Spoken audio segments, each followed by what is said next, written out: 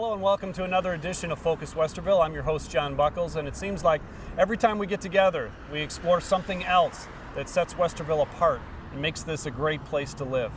Some of those community features are more obvious than others. Our nationally ranked Parks Department, our police and fire response, economic development and planning in our streets and neighborhoods, and even our friendly people.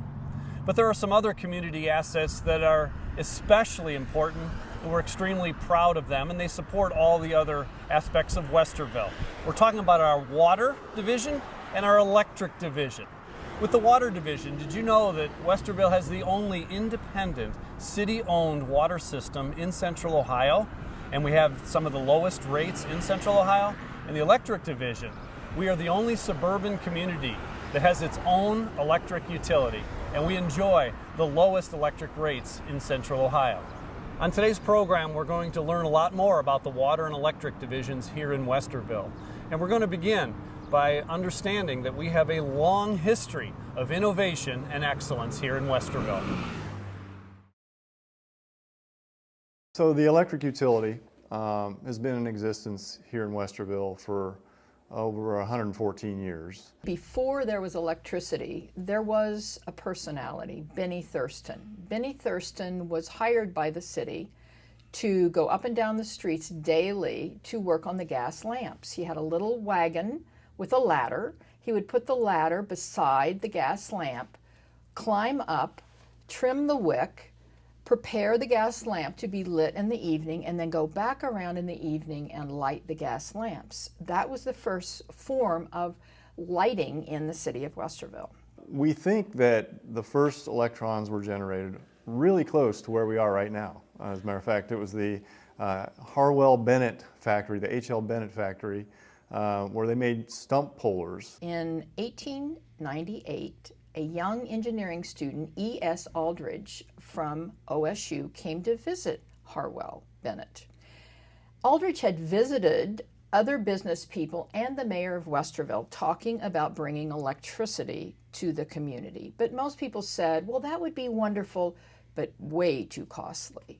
Harwell Bennett, however, listened to Aldridge, took it very seriously, and realized that the power plant he had that ran his manufacturing concern could be used in the evening to power electricity for the city.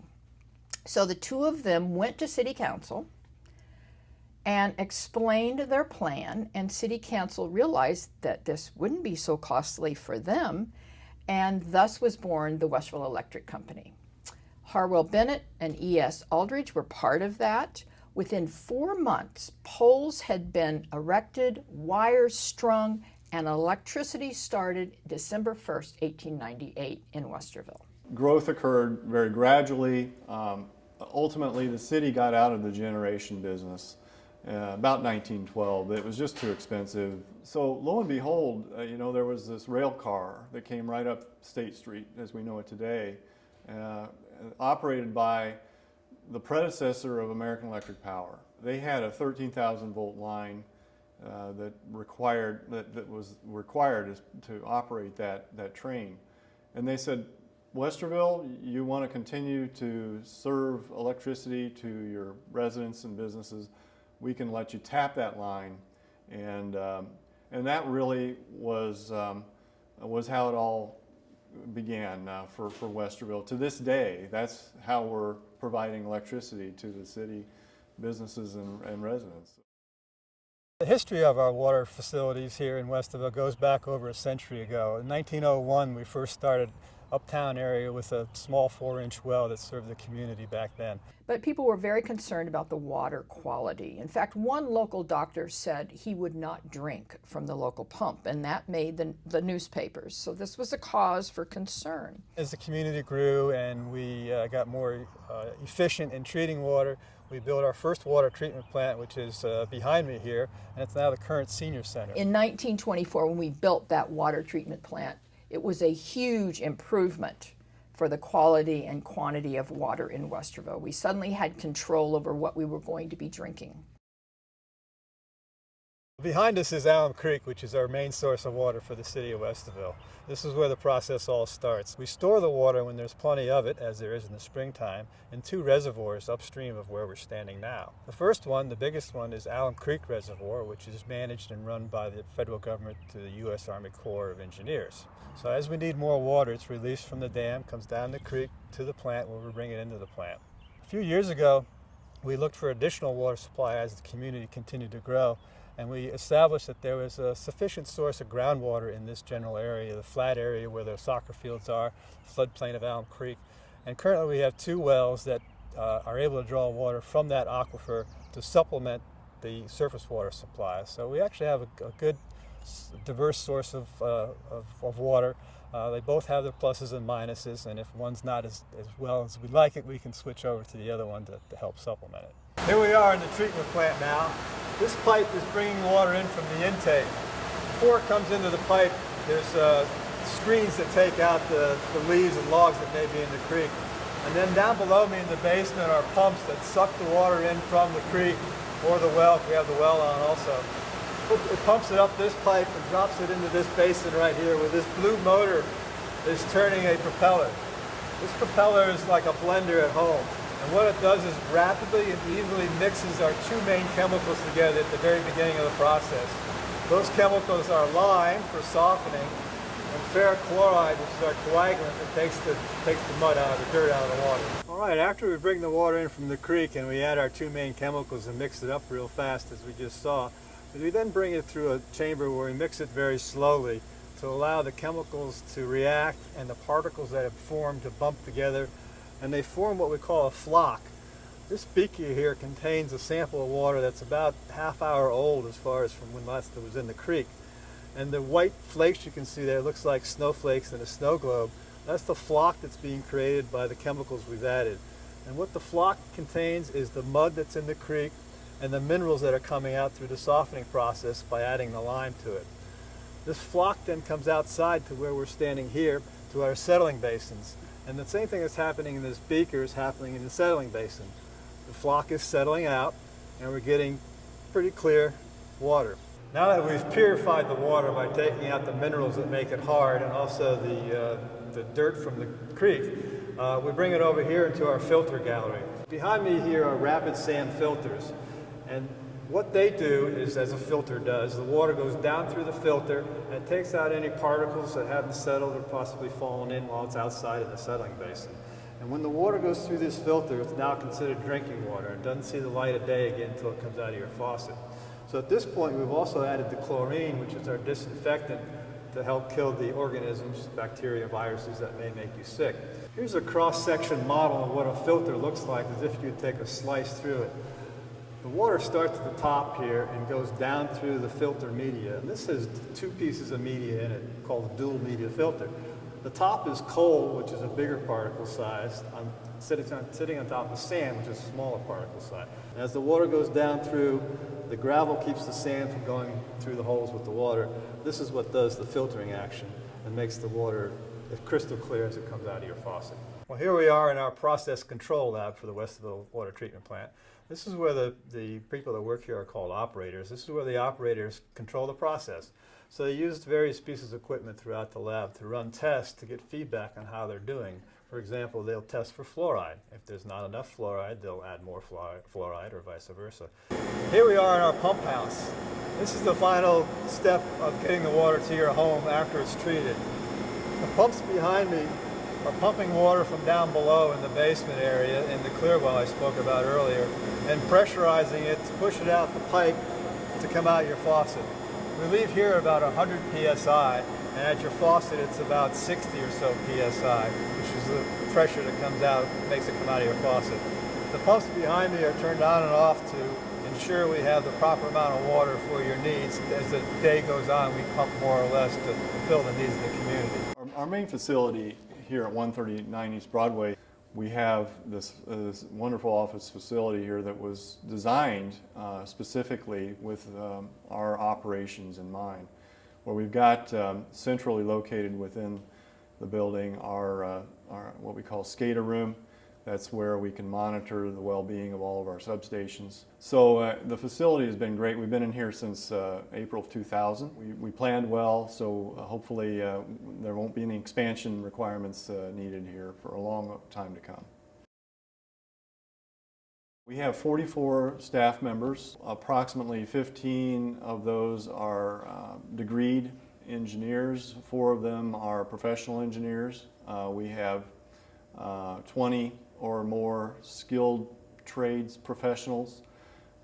These are folks that are journey linemen or training to become one. We have ISA certified arborists because we do some tree trimming around here. We want to make sure we do it right.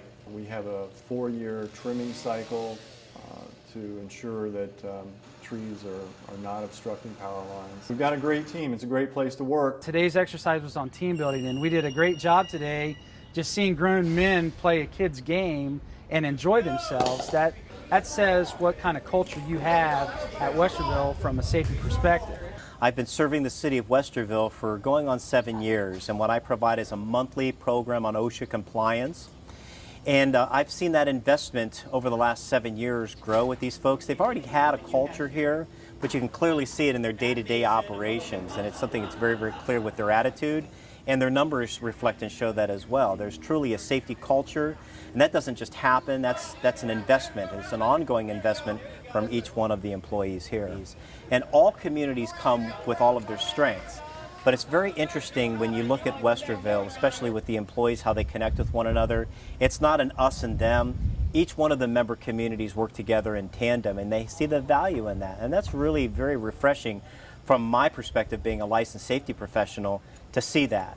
I think the proof of us being a pure team and a real team, it got to show itself in a way that we hadn't thought of in a long time here, from Hurricane Ike to last year's June 29th storms, where that was possibly the biggest power outage we'd ever had in Westerville at one time. I think we have 44 employees, and all but one responded to the call to come to work that night.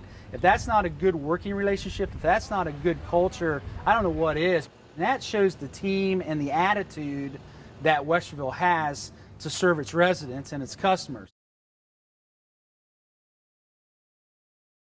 System improvements are occurring year in and year out. We literally put millions of dollars back into the system.